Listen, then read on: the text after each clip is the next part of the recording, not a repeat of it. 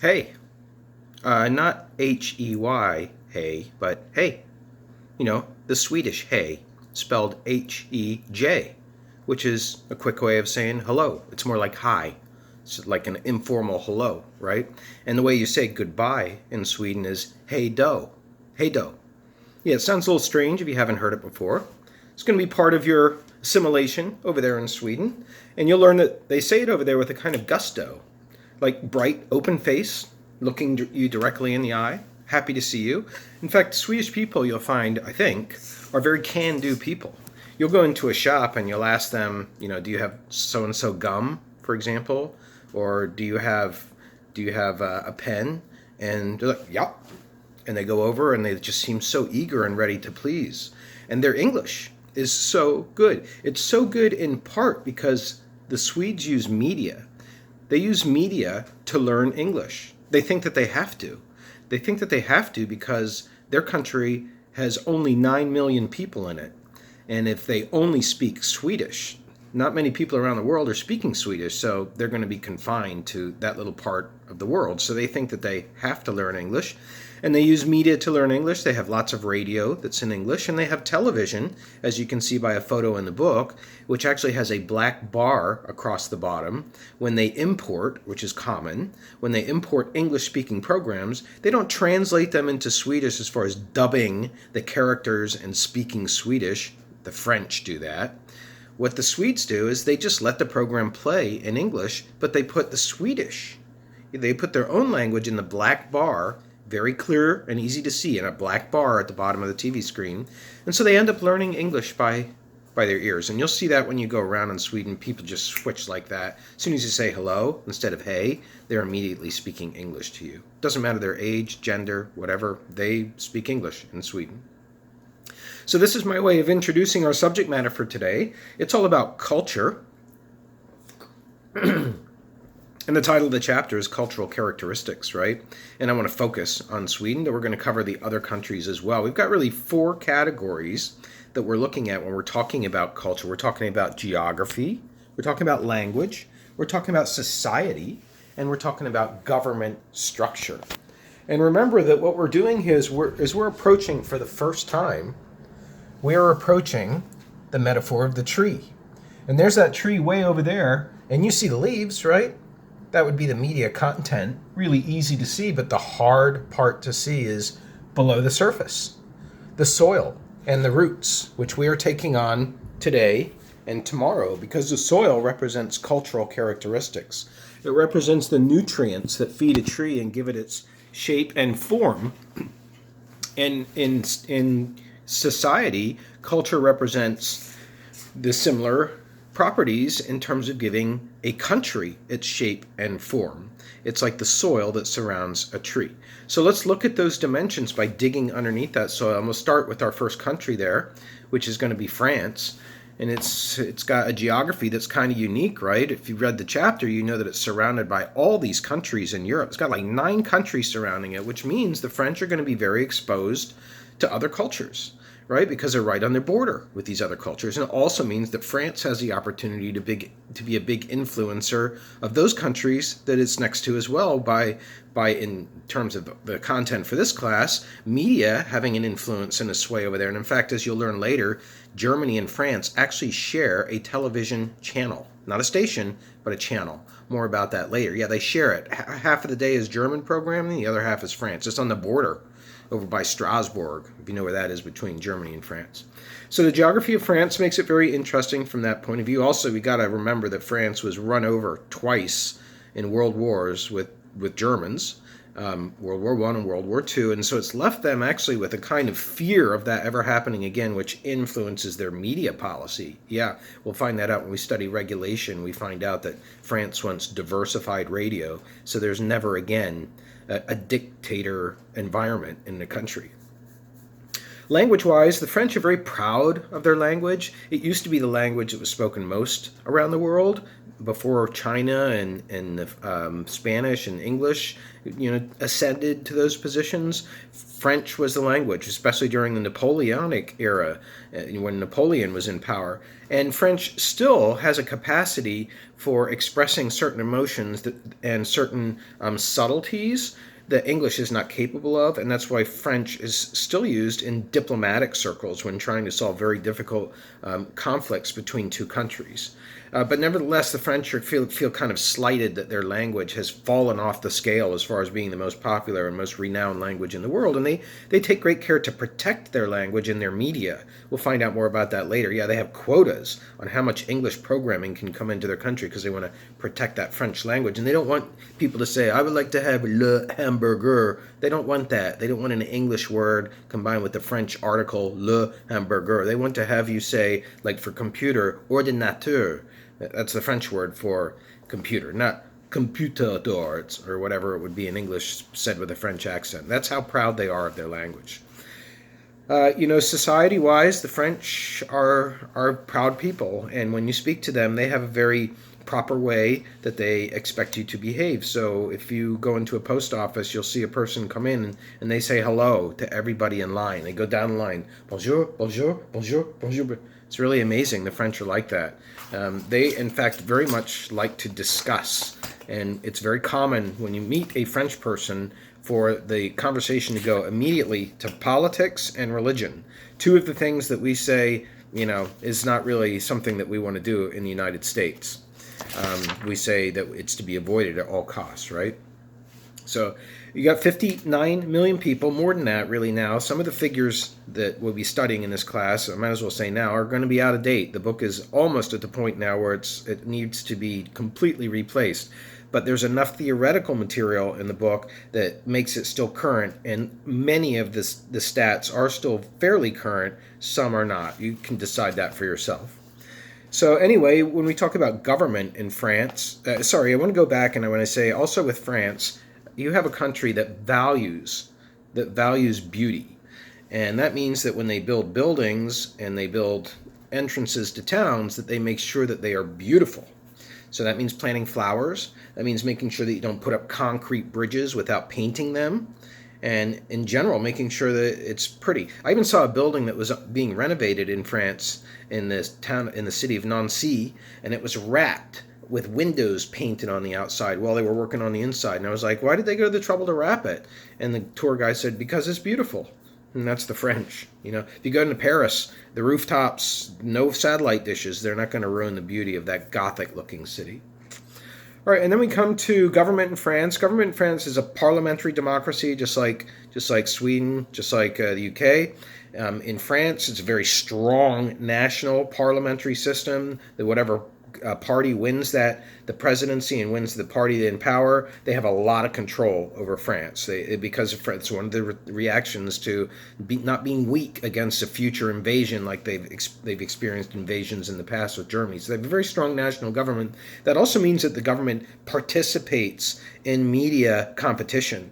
Yeah, the government is actually a player. It has TV channels that it's on its own, and those TV channels can be advertised on. Very unique breed that we get in France, where the government's both a regulator of media and a player in the marketplace of media. We'll say more about that later. All right, now moving on to Sweden. Yay, Sweden. So the geography of Sweden has it tucked way up there in the corner of the world, next to some akin countries, Scandinavian countries, Denmark, Norway, Finland. We've also got Iceland you can throw in there, Greenland as well. They all have similar properties to them.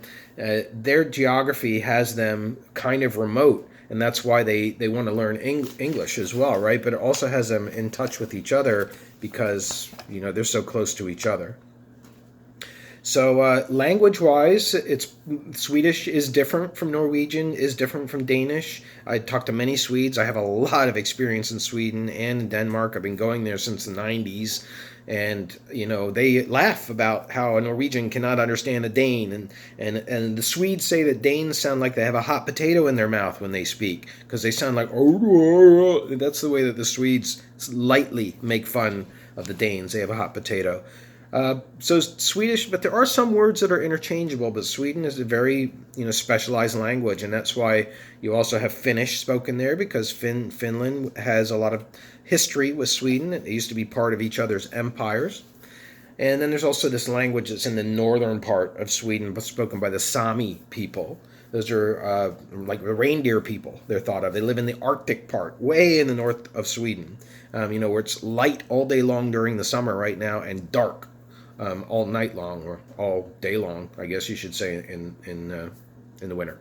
Society-wise, for Sweden, it has the biggest population in Scandinavia, so it is the biggest country, so to speak. But Denmark tends to have more visitors because of Copenhagen and is closer to the continent, so that's somewhat leveled out. Sweden is known for being a socialist country. I don't think Swedes themselves would call it that, but it does have a very strong infrastructure to support human beings in times of need. So, for example, there's no such thing as a homeless person. If you don't want to be homeless, you're not in Sweden. And prisoners, they get conjugal visits, from their loved ones. They can have sex with them. Also, you have lots of programs for people who are out of work. It's very hard to fire a person in Sweden. And you would say, oh my God, how do you do this? A welfare state, people, they think that they should be raised by the government. Well, if you look around, Sweden still is a very high standard of living. So something's working for them. Something is working for Sweden in the way that they have structured their government and their economy. People have very high standards of living. You won't see people in mansions, but you won't see them with boarded up windows either. You see people in nicely kept houses. Most people driving Volvos, some driving Mercedes, Audis. But mostly, Swedes have a high standard of living. It's a very interesting country, and part of that is that Swedes expect their own society to be egalitarian between the genders. Swedish females have a lot of equality in Sweden that they don't enjoy elsewhere. Even in the area of sexuality, it's okay for a Swedish female, teen and upwards, to go to a nightclub or just a place that's out and meet a male, bring him home, take him up into her room. He can spend the night, and then in the morning, he's not sneaking out by going out the window and climbing down the roof. He's coming down the stairs, and he's probably going to have breakfast with the family, and they're going to have a breakfast, and it's going to be okay, and he's going to leave, and that's because the Swedes believe that if people are going to have sexual activity, and it should be under their roofs where they know that they're safe rather than elsewhere. Okay, so anyway, Sweden has a big respect for nature, and we'll find that out. We'll find that it's not just that there's a lot of rules and laws about nature, it's that people actually care about it, they enjoy it, they spend their time in it. The average Swede knows that this bush produces this kind of thing that can be used in this kind of tea, or that this berry can be eaten and that mushroom cannot. And Swedes are so caring of their environment that they actually allow people through this rule called allemansratten, or every man's right, should be every person's right. You can go camp out on land in Sweden, no matter where it is, even on somebody's property, as long as you follow the rules. You can't be too close to the house, you can't destroy the property, and you only have one night to spend there. And that's to make the land available to everybody. It's not private property in Sweden. It's part of the Swedish cultural characteristic to appreciate nature. And part of nature is nudity. In Sweden, you'll see nudity, not as much as you used to, but in public, people change on the beach. Females used to go topless. Certainly saunas are still very big in Sweden. It's just expected you're going to go naked and then go dive in a very cold lake when those pores are opened. Yeah, that's a Swedish culture. You'll be learning a lot more about it. Government-wise, Sweden's got a similar situation. Parliamentary democracy. The government is less powerful than the French government, I would say, and also tends to be a little bit more to the left. The French government has been hovering in the center to the right in recent years. Now we come to the UK. The UK has an island mentality, okay? People who live in the UK, they think of themselves not as European and not as American. They actually sometimes think of themselves closer to the people from the US than they do to people from France, even though France is just a few miles away, just 20-some miles away at its closest point. England is an island. The UK is an island mentality, and it's also got this vast networks, just like France, which I did not discuss in this video, of former colonies, places where the English culture was there, and it still has a lot of remains there. You know, the language in Ghana was brought to Ghana by England, and that's the first language of Ghana now. And you see schools where people are wearing uniforms that look like English uniforms. So you have that kind of influence from these colonial empires, France and England, in places like Canada, in places like St. Croix, in places like the French Guiana, all over the world. That's what you've got with the UA. In the UK, amazingly, it controlled 1/4 of the world's population at one point. 1/4 of the world's population. Amazing. Through its Navy exploits. Okay, so also there's a secondary language in the UK. It's Gaelic, and it's spoken by people who were originally natives, you can say, to the UK, people, early settlers. Can't think of the name, the Celts, speaking Gaelic, and you still have some signage and some media programs still in Gaelic as well. All right, so society-wise, there's around 60 million people in England, and you still have a class system there, and that class system is going to be based on your upbringing, your education, your accent. If you have a Cockney accent, that's a working class accent from London. And it's going to be based on tradition. And the UK is done away with some of that. You can still grow up poor and become rich like rock bands do in England, but the average person sort of gets slotted into, okay, my dad was always in the shoe trade, so I'm going to be in the shoe trade, or my parents were physicians, so I'm going to become. That's the way it still is in a lot of the UK. The UK people from the UK, they love to read. They love to be educated. I can remember being in a conversation with a taxi driver there, and he's telling me all about the Civil War and how amazing it was that Ulysses Grant and Robert E. Lee were friends, and he knew all about this because they watch documentaries. They have a lot of documentaries in England, really interesting documentaries about other countries, like this one about the Civil War, and people are watching that, and it makes them more knowledgeable, right? Think about that. It makes, how knowledgeable are you from the media that you watch? Well, in the UK, there's a lot of knowledge, but they also like to read. People in England, in the UK, read, and you see them in public reading. You go to a pub, you see somebody sitting there at a table with a newspaper out reading a book. You're not going to see that at Flood's or one of the other restaurants / bars around ESU. It's not part of our culture. All right, now we move to the U.S. The U.S., it's not the biggest country in the world, but it's pretty big, right? Third biggest country in the world. Yeah, it's covering a lot of area, although, just to put it into comparison, we have 4 time zones in the U.S., but in Russia they have 11 time zones. So that shows you how big Russia is. Yeah, and we have a language that is kind of piggybacking on to English. Obviously, we have language differences in terms of dialects around the country, but we are pretty united, although Spanish is spreading and is supposed to be the dominant language by 2050. I'm not sure if I believe that, but it's going to be interesting to see how it creeps into our media more often, to have more bilingual shows, bilingual characters, Spanglish being spoken, etc. In the United States, our society is, we're over 300 million people now. So we have the 3rd largest population behind China and India. And we have a lot of people living in urban areas. We also have a history of race and ethnicity being at play in the way that we consider how we treat each other. And media has been part of the dynamic that has been at play between race. For example, all the video footage of the way that black people have been arrested by police officers and how that has created a certain range of opinions in the public. That's something that we live with in the United States, and it has a larger frame of ethnicity and race relations. That's part of our culture, and that's because we're a melting pot, right? We have an ideal that we should be able to melt together no matter where we're from and come together as a nation, but we're still trying to figure out how we do that. We do have the American dream as part of the motivator, that anybody can become rich. A get-rich-quick scheme, or just through hard work, going to school, getting scholarships,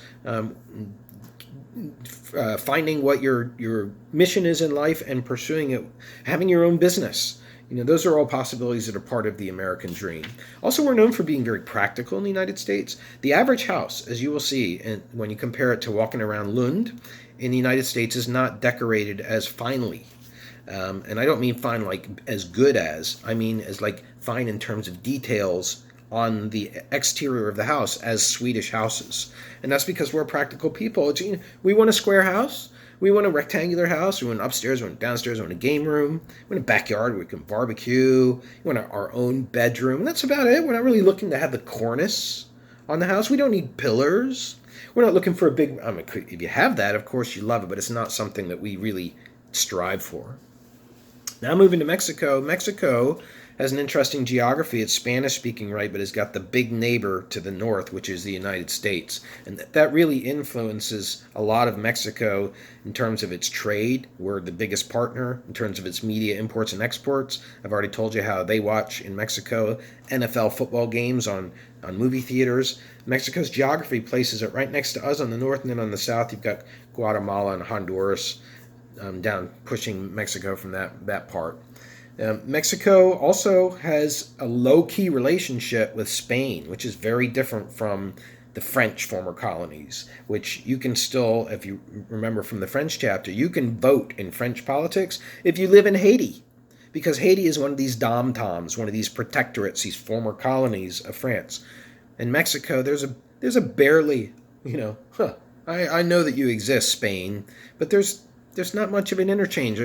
Very little connection there, even though Spain was the primary country that conquered Mexico. So Mexico kind of stands on its own, different from the others. But there is one of the reasons for that is because it has a huge indigenous population still. You go to Mexico and you see people that look like they're living in the 1500s. They look, their clothes, they're really dark complexion, they're very small people. They look like they're very wise, like they've seen centuries of history is what I see when I look at people, the people that I'm describing in Mexico. So there's a strong indigenous peoples that are still around, and that also has to come to play in media. Media has to be geared towards indigenous peoples because they're so present in Mexican society. Speaking of Mexican society, it is a very much a warm climate country, so a lot of stuff happens outside, and that includes watching television, for example, in public. Mexico also uniquely has a great sense of humor. People joke in Mexico, even though when you look at it, it's got a very sad history in terms of the corruption that's gone on, in terms of the brutality of the Spanish conquistadors, in terms of the mysteries of what happened to the Mayans and the Aztecs. Where did they go? Big questions about Mexico, but Mexican are very, very, very funny people. There was a person taking me on a ride in a pickup truck, and as I was getting in the back of the pickup truck, he looked at me and smiled, and he goes, "Mexican air conditioning," the back of the pickup truck. So Mexican people are very festive as well. You hear they erupt into these bands with big brass instruments. Females in Mexico get to grow up, and on their birthday, there's a serenade that goes on outside. Government-wise in Mexico, well, it's a long history of corruption, including even the current one. It's just that there's the people in the Mexican government that come from a class system as well, and there's a lot of money involved. They're very well educated, and it ends up being a lot of corruption in terms of supplying this contractor with this bid in exchange for a kickback or in exchange for the contractor being able to get another contract. A lot of this goes on. It's not that it doesn't happen elsewhere, but in Mexico it just seems to be more prevalent. And in fact, they had a government that was in power for, was it 91 years? It might have been 71 years. I can't remember, but it's that close to that long of a period of time. The PRI, which has the current president, which just that party got voted out of office by a new party. So a government that was one party that was in power for that long, there's still a lot of corruption in Mexico. All right, moving on now to China. China, the geography of China also is surrounded by a lot of countries it's in conflict with as far as does it have an influence in that country? Does it have a government? Does it have a say? You've got Mongolia, for example. There's a dispute. You've got Taiwan, and whether that's really part of China or whether it's a different part of China. You can read about the history that separated Taiwan, and Taiwan has relations with the U.S., but Chinese are upset about that. You can read about that. The dominant language in China is Mandarin, but it took a long time for Mandarin to unite the country. The country had a lot of different smaller languages, and Mandarin really came along late to do that. Communism has been in play in China since 1949, the Communist Revolution. It's a communist country. There is no other legitimate political party. That's the way that it's thought of. Communism is the only legitimate political party and government system, and the people are led through media, which are influenced and regulated by the government. The people are led to trust in the government, that the government has their best interests in mind and is doing things for them and to raise them, and they don't question the government, they don't question their parents. Chinese people very obedient overall, and a big part of that is because of the communist infrastructure that is organizes society. It does have the largest population in the world, and that means that there's just so many Chinese people, and that means you're also going to have a long history.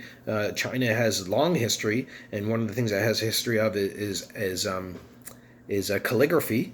It's the art of writing characters, Chinese characters, and very special. We would consider it to be cursive, but it's not really. It's an artistic way of writing them. Chinese people are also known for being holistic in their approach to medicine. They don't have pharmacies. I was walking around. Where's a pharmacy? I want to get some Advil. Wasn't for me. I don't try not to take that, but I want to get some Advil. Couldn't find a pharmacy. They have herbalist shops.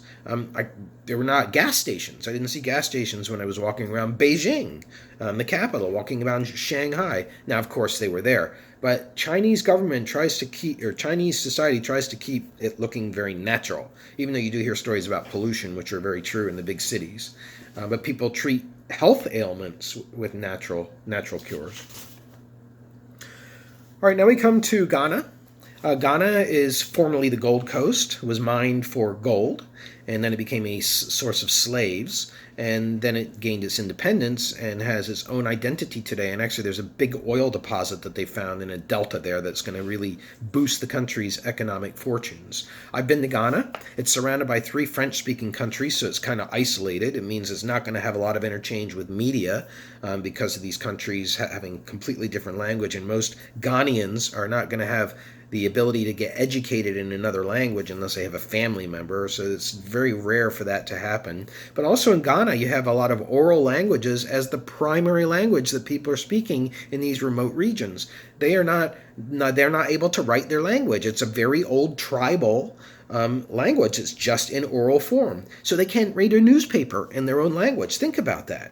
And what medium is that going to make most important? Well, you can guess it's going to be radio. It's going to be the ears, right? Because that medium is going to be the most like the medium that they're mostly communicating in, which is orality.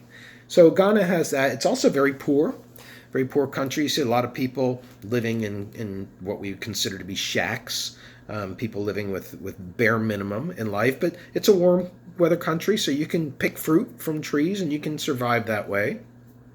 I've already mentioned language-wise, it is surrounded by French-speaking countries and has an English language, but it has all these tribal languages as well. All right, I also want to mention about Ghana, it's known for being very collectivist, which is a different orientation than people have in the United States. A collectivist country is where people will try to do things together. They want to do things so that it's for the good of everybody. So a good example is somebody needs to change a tire in a car in Ghana. It's not up to them. They're not going to call a tow truck driver and have their insurance cover it. It's not going to be like that. They're going to get people in the neighborhood to help, and they're all going to prop the car up and put a 2x4 under it because nobody will have a jack, but there'll be all of them working together. It's a collectivist society. They watch TV collectively. They spread a newspaper around. They don't just buy one for themselves. They share. In Ghana, they have to, right? They have limited resources. It's a poor country. Also, the government is in its very early stages there because there was also a dictatorship like Mexico for many, many years. And so you will find later when we get to regulation that Ghana is very nervous about media regulations that seek to control the media because they don't want to go down that path. They don't want to go down that path of getting more control for the government in the way that people think. All right, and finally we come to Lebanon. Lebanon is a very tiny country surrounded by big powers. It's been stepped on throughout history by the Ottoman Empire, which is mostly Turkey now, by Britain, even by the U.S. coming through there, because if you just look at the map, you can see that Lebanon's like a welcome mat to get to Asia through the Mediterranean, and so people have to go to Lebanon. but it also means that Lebanon is used to having cultural influences. So French and English are actually celebrated. If you speak French in a Lebanese household, you're a person who has some status that you wouldn't have if you aren't speaking French. It also means that it's easy to cover media-wise. Like you have one radio station, can be heard everywhere in the country, right? You don't need repeaters and translators. It can just be heard everywhere.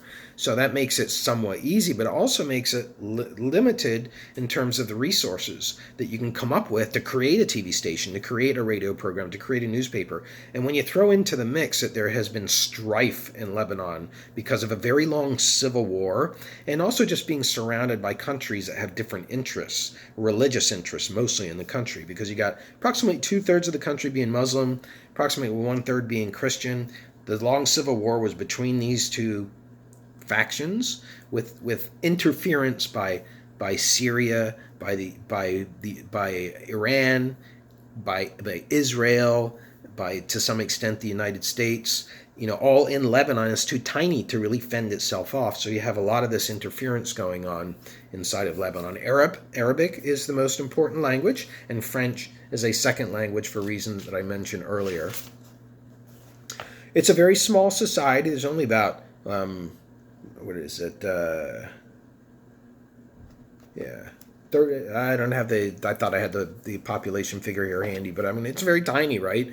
And so people there they have homogeneity to the way that they act, even though they've been interchanging with the rest of the world. You're Lebanese, and so if you're Lebanese, you have a very fluid perception of time. For example, just like Mexico, like I say, I'm going to have this to you tomorrow, but I don't give it to you until next week, because tomorrow is just like the next day is like the next day. It's like a giant wheel, right? 11 o'clock, missed 11 o'clock. Don't worry, it's coming around again. It's coming around again in 12 hours. 11 o'clock. So don't worry, it's coming. That's a fluid perception of time. Also, Lebanese people are very known for wanting to be first in line. So there's no waiting in queues. It's like, especially if you go to the deli counter. Oh, wait, see me. That's Lebanon. And then we've got the government in Lebanon, which is really still trying to operate effectively. It's a very weak government. It has all these rules that were set up to resolve the civil war, where certain people have to be elected from certain religions and other people have to be elected from other religions. And the speaker has to be this, and the president has to be this. And it's created a kind of gridlock in the government. And at the same time, it doesn't have the kind of policing ability that other countries have when it comes to making sure that media follow the regulations that are in place. And we'll discover that later, that there may be a law, but the law is broken, because who's going to fine you? Who's going to approach you? Who's going to catch you? That's a problem in Lebanon. So that wraps up a long chapter, but let's face it, culture is deep, right? We have to get below the surface. And that does wrap up cultural characteristics. Have a great day.